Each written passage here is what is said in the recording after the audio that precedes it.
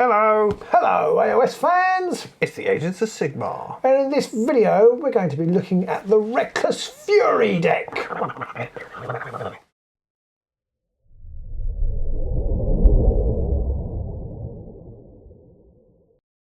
Yes, Robin's been going through this with a fine-tooth comb and working out what cards are prime picks and which ones you just want to put straight in the shredder. A fat tooth comb, I wouldn't say it was a fine tooth comb. But anyway, I've been having a look and I've basically split it down into the cards that you want to take and the cards you want to leave at home. And then I've got a couple which are a bit debatable, but so we'll discuss those as we go along. Let's talk about what the deck kind of does. So it does say it's a strike deck on the box. It's a strike deck. It's going to reward charging. It is a little bit risky because it rewards charging into your opponent's half.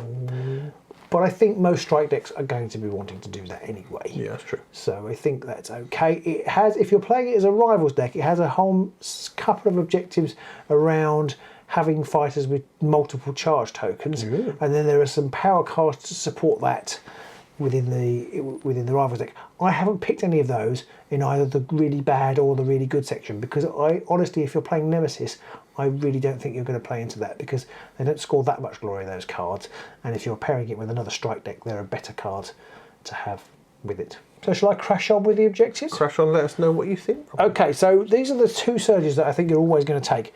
Frenzied Rush. Score this immediately after an action step if friendly fighters with a total bounty characteristic of 3 or more have charge tokens and are in enemy territory. You could score that with one fighter. You could score that with one fighter. Nice. Yeah, and you could certainly score it with 2. Yep. And you're almost certainly going to be charging into enemy territory. So that, I think, that is a pretty easy card. And then Best Foot Forward. Score this immediately after a friendly fighter's successful attack action if that fighter has any charge tokens and is in enemy territory. Does everything you want. It does require you do have to hit. You've got to hit, but yeah. If you haven't scored that, then it's all gone belly up anyway. So you're having a bad day anyway. And I think there's even another card in there for charging onto an objective and making an attack action as well. So you probably take that one too. Less good, or the surge front, is Vicious Brawl. Score this immediately after an action step if there are 3 or more fighters with charge tokens adjacent to each other. Trickier. Yeah, if you're the underdog, there can be 2 or more fighters, which obviously is easier. Not bad, yeah. But I just feel like you wouldn't be the underdog at the right time, and then you'd be forced to charge out of position to get 3 together, and I just don't think it's worth taking. I also think strike warbands and strike setups generally they get an early lead on glory because they focus on killing people and getting those surges, so you're not going to be the underdog often until near the end of the game. No, I absolutely agree with that. And then finally, the Savage Sprinter. Score this immediately after an action step if a friendly fighter in enemy territory has 2 or more move tokens. Yeah. No. It's all about charging. Oh, do something with move tokens. Just move a couple of times, please. Yeah, definitely not. Right, so next I'm going to move on to the end phase objectives. Yep. So the really good end phase objectives, I like these ones. We've got Aim for the top. Score this an end phase if the total bounty characteristic of slain and or damaged enemy fighters is 4 or more. That you could pretty much score by probably wounding 2 fighters, and jobs are good in there. Exactly, so that's pretty good, especially if you put some ping damage into your deck or whatever. But yeah, that is the raison d'etre of the deck, so you might as well have that in there. Yep. In a similar phase, Red Aftermath. Score this in an end phase if the total bounty characteristic of slain enemy fighters is 2 or more. They're both only 1 glory. But you're going to score them both pretty easily. Yeah, so I think I think you're going to have that. And then for 2 glory, Bloody Momentum. Score this in end phase if 2 or more friendly fighters with the total bounty characteristic of 4 or more have charge tokens and are in enemy territory. 2 fighters charging into enemy territory, and you've scored a 2 glory. Yeah, as long as they don't die, then you score 2 glory. So I think then they all go together really nicely.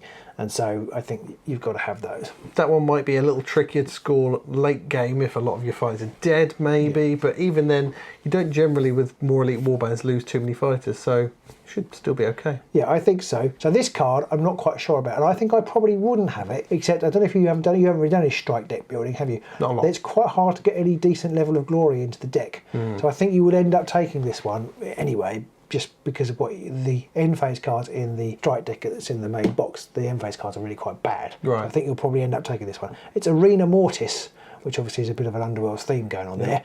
Now, score this in an end phase if all fighters in the same territory have charge tokens and their total bounty characteristic is 4 or more. You don't want that early doors, but later in the game.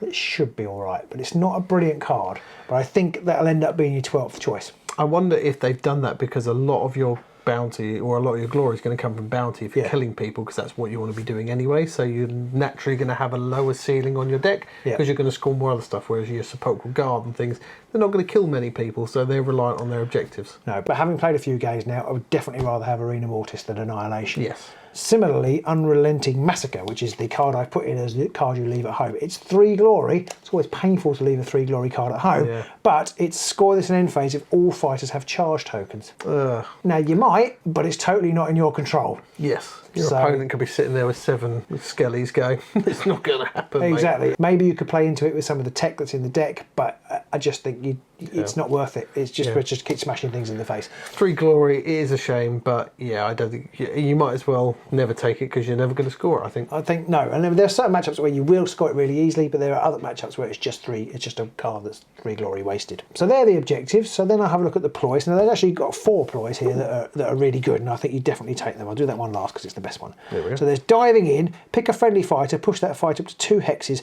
That push must end adjacent to any fighters with charge tokens. Not bad. Goes with that other one about having fighters adjacent to each other with charge tokens. 100%. I quite like that one. Yes, although I was saying you wouldn't take that card, but it's really useful if you want to get support or you want to move a fighter up to fight without charging. It's just really good. It also is pushing a friendly fighter, but it can be pushed end adjacent to any fighters with charge tokens. So friend or foe. So it's really quite good. Get it done. Pick 2 friendly fighters, remove a charge token from one of those fighters, and then give the other fighter a charge token. Now, I said the one I put at the bottom was the best card. I think that this might actually be the best card. If you're playing Mollog or Morgox or something like Black Powder. Yeah. That is the big fighter's dream card, I think. It is, so that's really, really, really, really, really good. Really don't like that card. Outburst, pick a friendly fighter with any charge tokens, roll an attack dice for each enemy fighter adjacent to them. If you are the underdog, roll a number of dice equal to the battle round number instead. If the roll contains any hammers, inflict 1 damage on that fighter. That's not bad. Pretty good, I like that one. I mean, you haven't got a 1 in 3 chance, or even maybe more if it's the 3rd round and you're the underdog or something like that. You could spread around a lot of ping there. Yeah, and then finally is Lost Legacy. Play this immediately after you discard a slain friendly fighter's upgrade. Pick one of those upgrades, put it in your hand, and then draw 1 power card. Oh. Yeah, so that is... I don't like that. That is pretty good, isn't it? Yeah, that is nice. I don't think it's as good as Get It Done. No, I think you might be right. But they're both nice cards, and they both really lean to that mechanic of getting your big guys, the ones you want to be smashing people in the face, doing that. And then the other ploy cards, I've got one which I'm not sure about. It's Reckless Attitude. Enemy fighters cannot use core abilities other than the charge ability in the next action step. I've had times when there's similar cards in the old game where this was absolutely clutch, particularly when your opponent's trying to get on the objectives and wants to play around you, and then they have to charge you. There are other times when it's completely useless because that's all your opponent wants to do is charge you. So it's not a bad card. I don't know whether I'd take it. What I think is a bad card is over to you. To me. To you. Play this immediately before removing a slain friendly fighter's tokens if that fighter was slain by an attacker and had any move, charge, guard and or stagger tokens. Pick a friendly fighter or the attacker, give the fighter you picked all of the slain fighters move, charge, guard and stagger tokens. Yeah, seems pretty useless. Yeah, I mean, there are times when it could be useful, but I think everybody can play around it without too much difficulty. Generally as well, if somebody's killed you, then they probably charge you most of the time. So, you're giving me another charge counter. Oh no, what will I do? Yeah, so it's only if you start around 2 and they attack you and kill you, you go, oh. But then you haven't got any cards either. Exactly. You'd have to charge in first. Charge in, then they kill. Yeah, it's too many. Rubbish. Right, so that's never going to Never take a card. Put that right in the shredder right now. Do it right now. Don't even think about it. Just put it in the shredder. Upgrades then. Yep. There's no 0 glory upgrades here. There's a couple of 2s and a couple of 1s. So for 2, we've got Keen Eye. Version of this already exists in the game. But it's +1 attack dice to melee attacks. I mean, never go wrong with that. No, you never go wrong with that. Exactly. Blade Catcher, just for 1. While this fighter is the target of an attack, the attacker cannot use weapon abilities. Ooh. Which is quite nice. Yeah. Because it's like, you're Grievous. Grievous? I don't think so. Exactly. Yeah. So or Cleave even or anything like that. It could be. There are certain fighters and warbands will really appreciate having that. I think. Yep. The Blades of Wrath. If this fighter is slain before removing them from the battlefield, roll a number of attack dice equal to the battle round number for each enemy fighter adjacent to them. If the roll contains any hammers, will inflict 1 damage on that fighter. Not a bad one. It's always nice to be able to do a little bit of ping on the way out. A little bit of ping on the way out, yes. I quite like that. It's an upgrade for 1 glory. And then this one, I think, might be the best card in the entire deck. Utter Ignorance. If this fighter would be slain, they are not slain. Remove damage tokens from this fighter until they are vulnerable, and then discard this card. That's just depressing. When you think you've finally charged in and done Mologin or Black Power or Kanan, and they just go, actually know. Yeah. And suddenly you're like, oh, you're going to be around for another turn, are you? Oh, good. I mean, it's 2 glory, so and obviously you can see it, so you can play around it. It is possible, if you can find a ping card that doesn't have the vulnerable problem, you could kill them and then they come back and then you ping them. Which, that would be annoying. But there's still not many of those. But no, exactly. So I think I really like that card, and that is going to be horrible on certain fighters. Yeah, you put that on, particular fighters. Any fighter with big lads as well. Big attack. Yeah.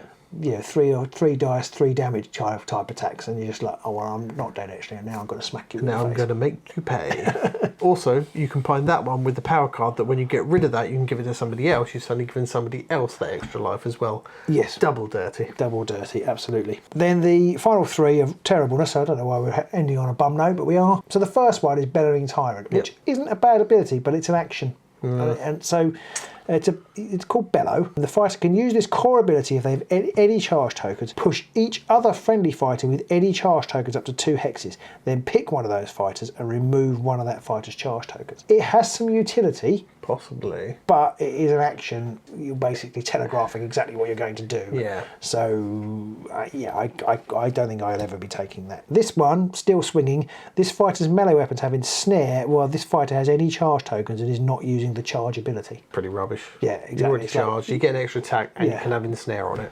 No, exactly. There's a cleave equivalent, I think, as well in the deck, which I haven't included in this pile, but yeah. I think cleave's slightly better than ensnare, Exactly. because it at least removes more successes from your opponent's range, but they're both pretty poor. And the final one is Fury of Akshi. Fighters adjacent to this fighter cannot use core abilities other than the charge ability. I mean, that might be useful when you're up against certain fighters with certain abilities that you don't want them to be able to use other than charge. Like if you can get up next to Tick Tick and he can't then run off and blow up and things like that. But suppose so, or there's not the Warden.